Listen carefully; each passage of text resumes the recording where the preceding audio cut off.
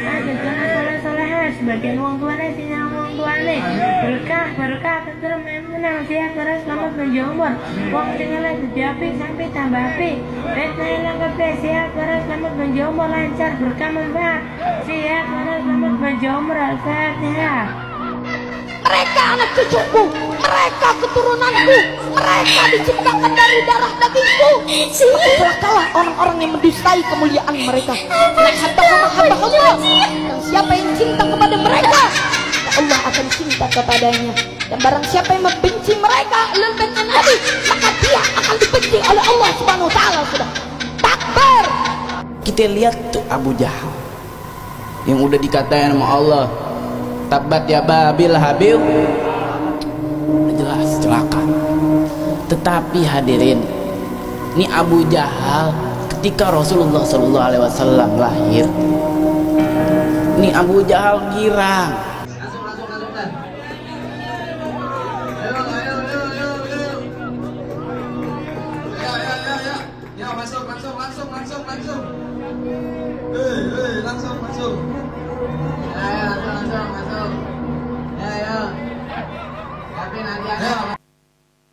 Lalu apa motif utama saya menampilkan video tersebut? Tentu motif utamanya adalah membangun kesadaran agar kita bisa berpikir secara kritis.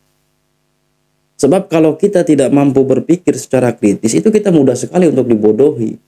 Kita mudah sekali termakan oleh cerita-cerita halu, cerita-cerita khurafat, cerita-cerita yang dusta. Nah teman-teman, Habib-habib ini ya, di masa yang akan datang, 10, 20, 30 tahun yang akan datang, sudah barang tentu menjadi penerus estafet dakwah orang tuanya. Sudah pasti. Dan hari ini kita lihat, Habib-habib ini sudah mulai dikultuskan oleh para muhibbinnya. Bisa jadi kelak generasi kita, anak cucu kita, naudzubillah kemudian sampai percaya. Nah, ini kan yang jadi perkara, yang jadi muskilah. Maka kita butuh suara untuk menggaungkan ini. Dari mana kita bisa melihat itu? Sekarang zaman sudah zaman keterbukaan, di mana informasi mudah sekali untuk kita akses. Berdasarkan hasil riset dan observasi saya pribadi dan mungkin teman-teman semua yang di sini melihat lalu lalangnya informasi tentang betapa membahayakan Habib-habib dan Ba'alwi, baik dari sisi cerita-cerita khurafat, doktrin-doktrin sesatnya, pembelokan sejarah dan sebagainya. Nah kan kemudian kita bisa menyimpulkan ternyata metodologi atau pola yang digunakan oleh para habib ini adalah dengan cara membranding, dengan cara bercerita halu, cerita khurafat, membranding leluhurnya dengan brandingan yang kurang ajar. Bahkan kadangkala bisa melampaui ulama-ulama yang memang sudah kita kenal, ulama-ulama yang masyhur, ulama-ulama yang sudah tidak diragukan kesolehannya, kemuliaannya.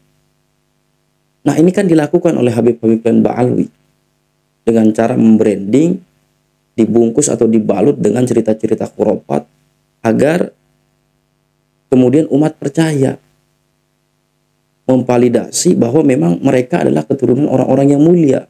Nah orang-orang awam yang tidak memiliki nilai-nilai kritis dalam berpikir, tidak mampu untuk berpikir kritis, akan mudah untuk dibodohi. Akhirnya percaya.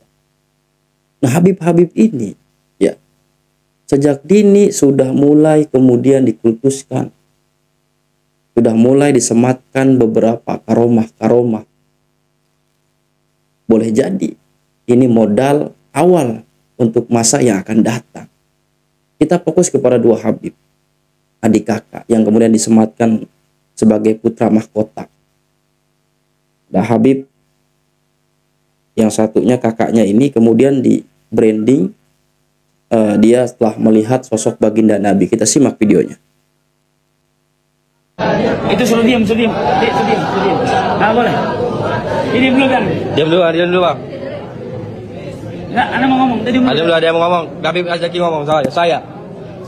Diam dulu, diam dulu. Bita Anis Wayah bilang diam dulu, diam dulu. Ya, diam dulu. Ini malam ini satu keberuntungan buat semua. Amin. Habib Hasan bin Ja'far Asgaf Allah. sekarang sudah bertemu dengan Nabi Muhammad. Allahumma salli alaihi. Sekarang anaknya berjumpa dengan Habib Abdullah bin Muslim Atas. Jadi tolong hargain. Insyaallah antum di sini berjumpa. Antum berjumpa sama dengan berjumpa dengan Nabi Muhammad. Ya. Nah ini di masa yang akan datang sudah barang tentu akan menjadi modal untuk lagi-lagi melegitimasi bahwa memang mereka adalah keturunan orang-orang mulia.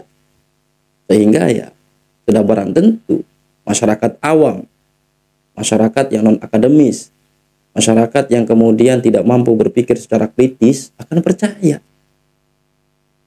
Pertanyaannya adalah, apakah mau keturunan kita kemudian ikut? Enggak. Itu loh. Nah kemudian adiknya yang kita tahu ya, viral videonya yang ceramah saja, ya baca surat yang kelas TK, tabat siada, dibaca tabat siaba.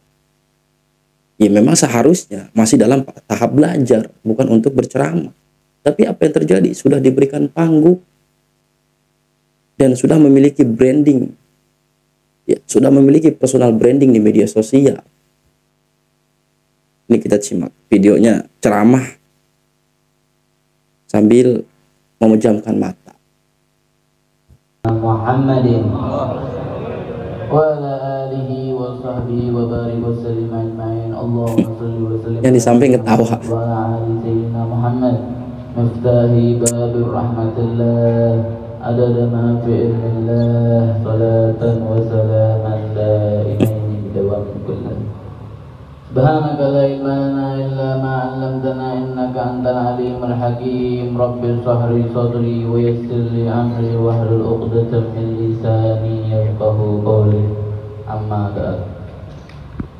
Faqad qala Allah ta'ala fi Qur'an 'azim a'udzu billahi minasy. Dan ini pun bisa jadi di kemudian hari digunakan gitu, menjadi alat ya yang digunakan kemudian nanti dikemas dengan biasa cerita-cerita halu, cerita-cerita khurafat. Dikatakanlah di kemudian hari Habib ini karomahnya masih tetap berceramah walau dalam keadaan tertidur. Bisa jadi karena polanya udah seperti itu. Itu kan fakta. Itu yang kita lihat saat ini. Lagi-lagi saya akan pertanyakan, apa mau keturunan kita kemudian ikut-ikut percaya dengan hal-hal yang memang tidak sama sekali membawa faedah dalam kehidupan? Bukan kita menafikan karomah, tidak. Makanya dalam hal ini saya sangat sepakat dengan wacana pemerintah untuk membuat sertifikasi kepada para pendakwah. Sebenarnya ini wacana sudah lama, cuman kembali digaungkan ketika ada kisruh yang beberapa hari lalu tentang Gus Miftah. Ya saya sangat sepakat dan jujur ya. Saya pribadi, kemudian teman-teman santri yang lain juga risih melihatnya. Kenapa? Kabar dengan santri-santri yang sudah belajar mengenyam ilmu pendidikan pesantren 10 atau bahkan belasan tahun, yang saat ini masih belum mau tampil berlindung di balik kata belum pantas. Namun pada akhirnya orang-orang yang notabene non keilmuan, nggak punya keilmuan, akhirnya muncul. Nah, ini kan muskilah.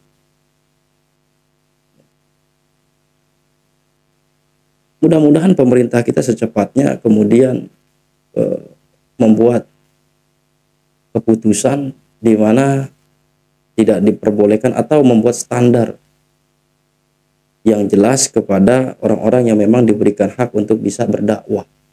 Nah, khusus untuk Bu Habib ini sudah stop. Belajar dulu. Belajar dulu, baru setelah itu ceramah. Baik teman-teman, mudah-mudahan kita bisa beristifadah dan tolong bawakan obrolan-obrolan ini di tempat nongkrong kita. Bawakan obrolan-obrolan polemik nasab baik dari pintu khurafat, pintu pembelokan sejarah, pintu pemalsuan makam, dan banyak lagi pintu yang lain tentang polemik nasab ini. Tolong, mari kita sama-sama buka obrolan ini bawa ke warung kopi, bawa ke tempat nongkrong kita, obrolkan dengan sahabat, teman-teman kita, kerabat-kerabat kita. Mungkin hanya ini yang dapat saya sampaikan. Adalah saya. Assalamualaikum warahmatullahi wabarakatuh.